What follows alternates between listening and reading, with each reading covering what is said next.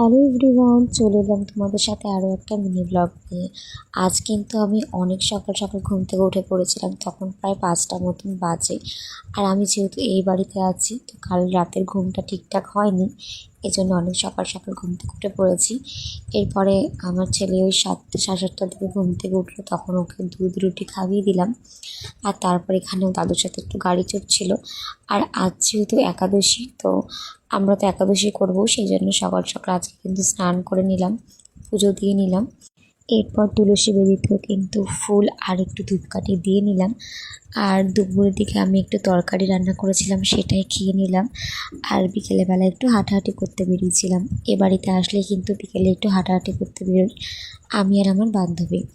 এরপর রাস্তার ধারে ফুলগুলো ফুটেছিল, খুব সুন্দর গন্ধ, ফুলগুলো গন্ধরাজ ফুল মনে হয়, সেগুলো নিয়ে এসেছিলাম। আর এরপর রাতে কিন্তু মা পরোটা করে দিয়েছিল। আজকের ভিডিওটা